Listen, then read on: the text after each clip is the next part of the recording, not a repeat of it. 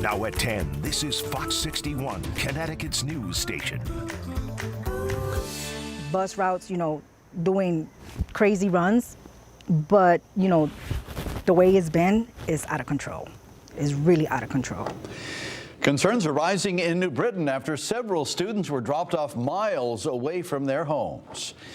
And all of this comes as the majority of schools are back in class for the new school year.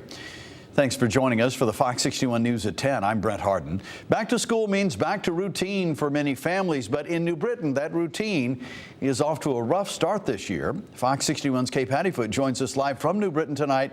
Kay, you talked to one mom who says this is unacceptable. What else did she have to say?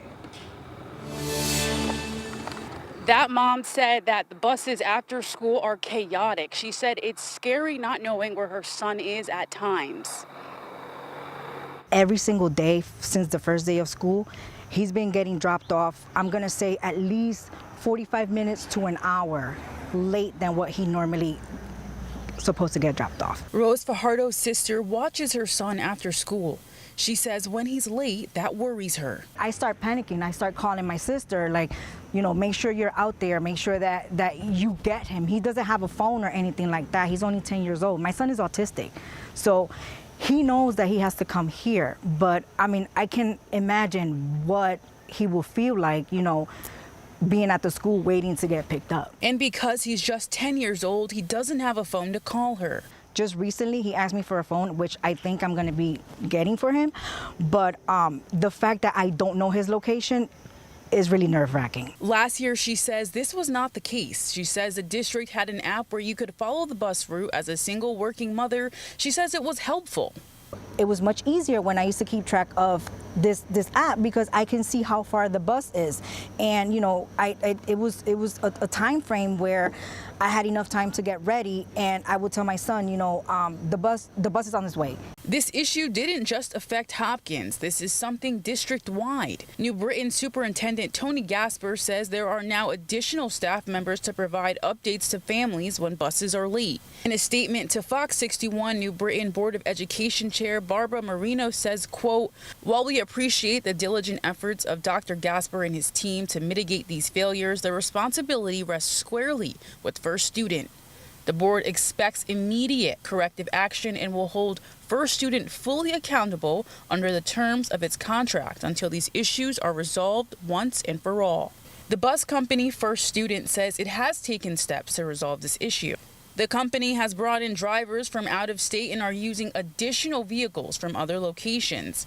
It also appointed an experienced location manager and hired more drivers with incentives such as sign-on and referral bonuses. In the meantime, Hopkins says she will continue calling if there are more issues. I'm a type of parent that once the bus is late, I'm calling the bus company, what's my ETA? What's my ETA? They already know me there. I don't care. I will call, and they know who I am. They know who my son's name. They know, I'm not a rude person. I call them respectfully, where's the bus? I have to go to work too. Fajardo says she did ask the Board of Education to make that app available so that she and other parents can see where their child is. Live in New Britain, Kay Pattyfoot, Fox 61. I think it made it clear that anti-Semitism is alive and well in West Hartford. Disturbing. That's how West Hartford Mayor Sherry Cantor is describing these acts of vandalism at more than a dozen homes in town this past weekend. Cantor tells us pro-Israel signs were removed from the fronts of these homes, ripped up and thrown into storm drains, and she has now asked police to fully investigate these incidents and hold those responsible accountable.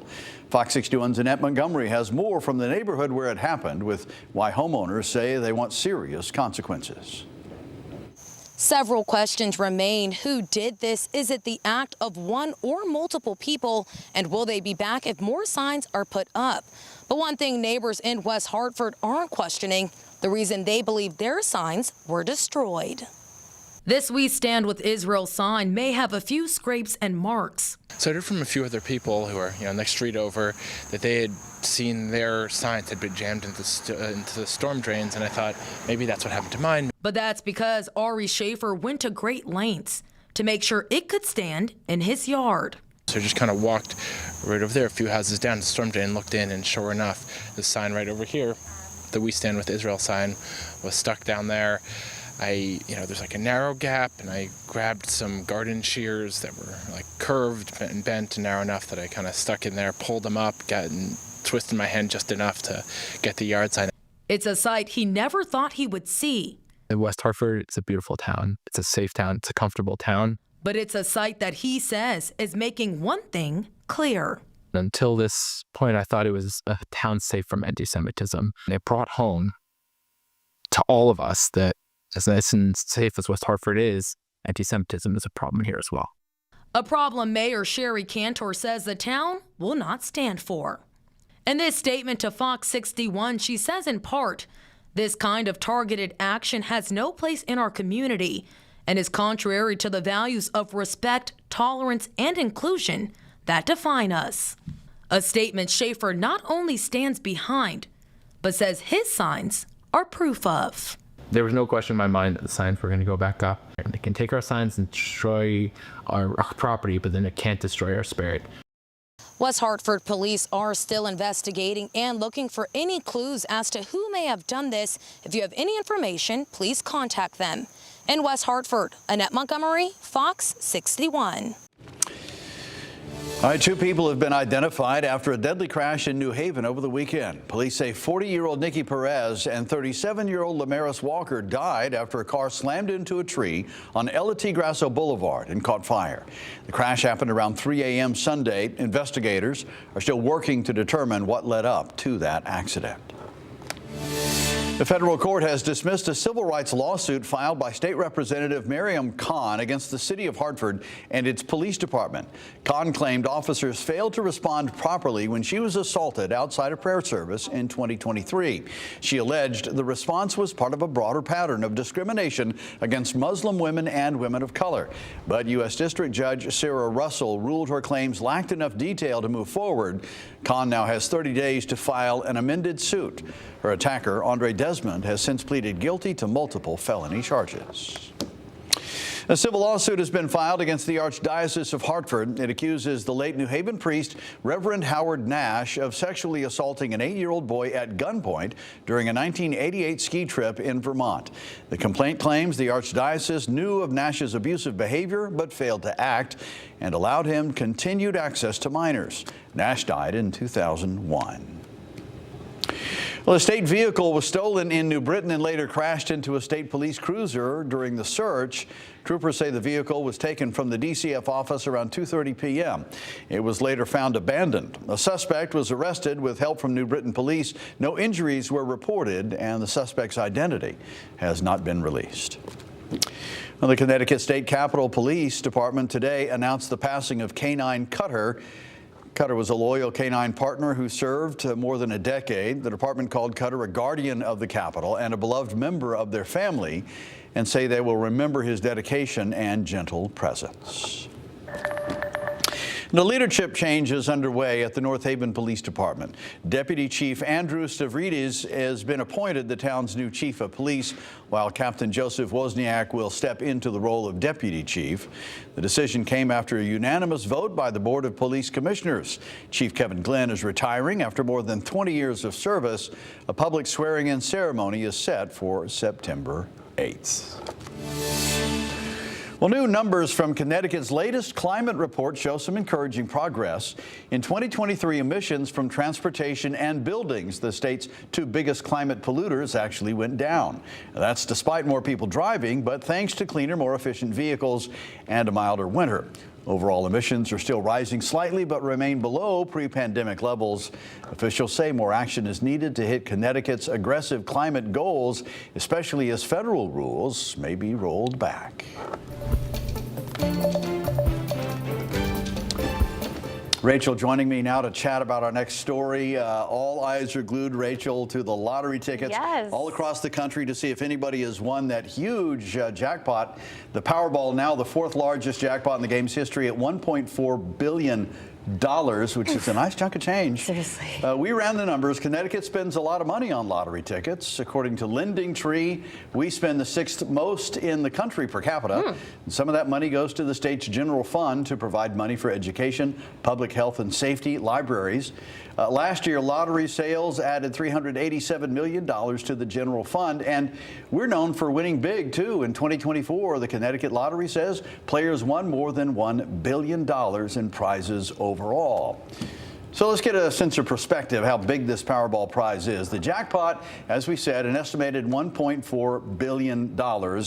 If you take the 30-year annuity with yearly payments, you'd get more than $46 million per month. My gosh.